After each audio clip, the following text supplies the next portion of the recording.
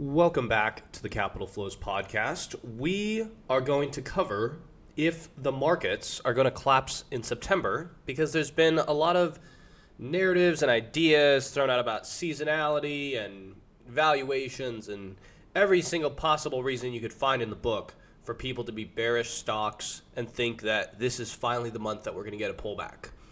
Whether we do or don't, I'm going to lay out the logic for that.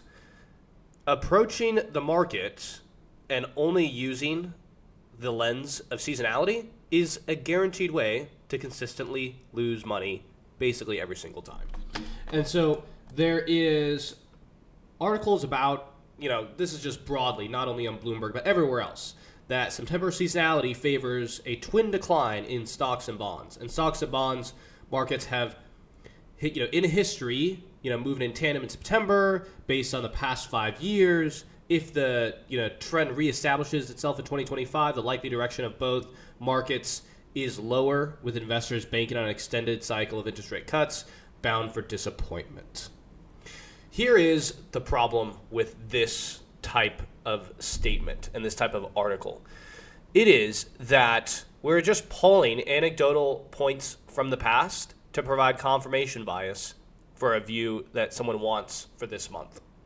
What is more important is what is the cycle that we're in? What are the macro drivers that are driving the current period of time that we're in? And what is the risk reward of those right now? Because broadly speaking, if you're just going to use a seasonality lens for every single thing, whether that's on the S&P 500 or Bitcoin or whatever else it might be, you're going to be sorely disappointed at the lack of value that it provides to you.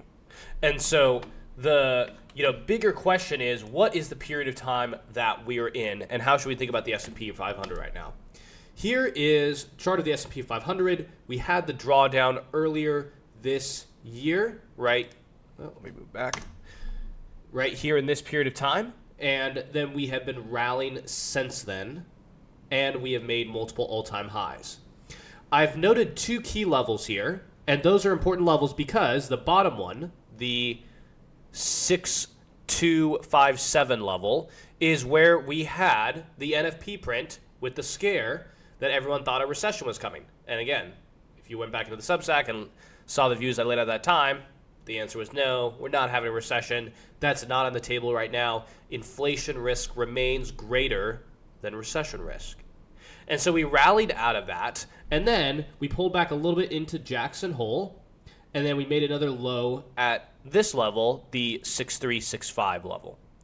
And in my view, it is going to be incredibly difficult to make lows below those levels. The Jackson Hole level, it's possible. We have a little bit on the NASDAQ, but we're mean reverting a bit right now. For the S&P, for the Russell, those are likely to continue rallying, in my view, just based on the underlying drivers, which are the Fed is making a policy error, and I'll cover that in one moment. Bitcoin, on the other hand, has been underperforming the S&P 500 for a bit. It's come down to these levels. We're now at 111, and we have these two levels here with the 107 level and then also the 100,000 level. My view is that we are going to rally to new all-time highs. The question is, when is Bitcoin going to finally begin to outperform the S&P 500 and show further upside? That's really the question that we're looking for. And my view is that we're likely moving higher. Now, those are all great views, but what is the driver of them? What we are seeing right now is a consistent downtrend in cross-asset volatility, not just in equities or just in one aspect of the market, but also in bonds and in FX and in credit spreads. Credit spreads are at cycle lows right now. And a lot of people are going to use that as, well, credit spreads are at cycle lows. That means we're about to top. No, that's not how to think about that. When you see credit spreads at cycle lows, you know that credit conditions are highly accommodative, and you need a significant driver to push us out of those accommodative conditions.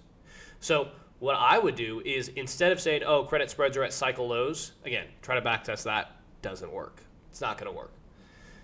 Just say, oh, when is cross-asset volatility and credit cycle spreads, or just credit spreads and when are all those things converging and moving at the same time to indicate a regime shift. Once that takes place, then you have a little bit more predictability in saying, oh, maybe we are going to collapse.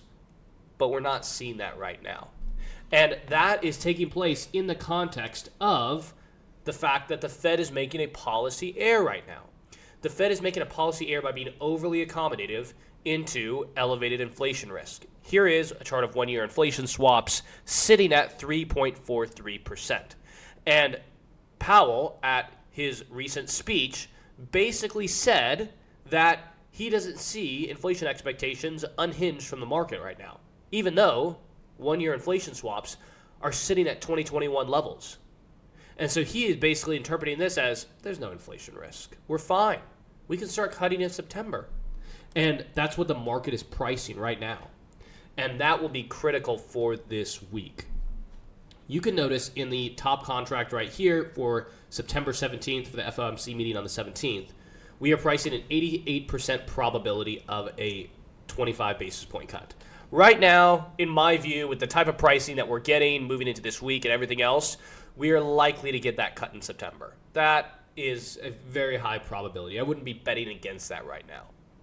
And the question that is going to be in everyone's mind is how many more cuts are we going to get this year? Because right now we're pricing, about 54 bips of cuts for this year.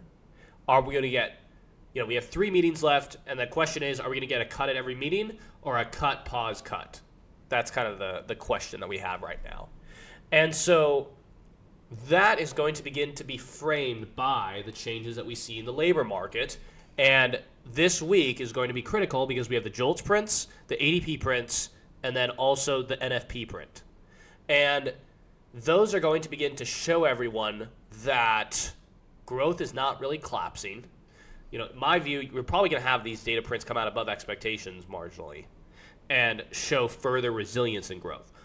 But the entire point is that even if these prints come in above expectations, we're going to move around the bond curve a little bit, but the Fed has already made it very clear they are going to cut it even if inflation risk is elevated. And they're just smoothing over that with, interpretive language and everything like that.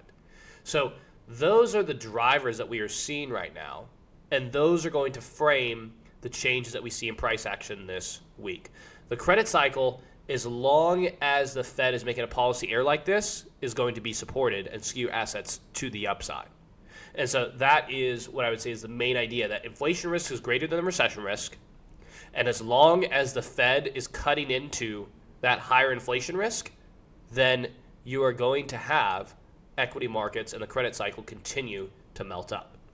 Everything is laid out on the Substack. And then also below, wherever you're watching this, will be linked the entire inflationary cycle playbook that I've written, and then also the credit cycle playbook that provide a full breakdown, and those are all 100% free.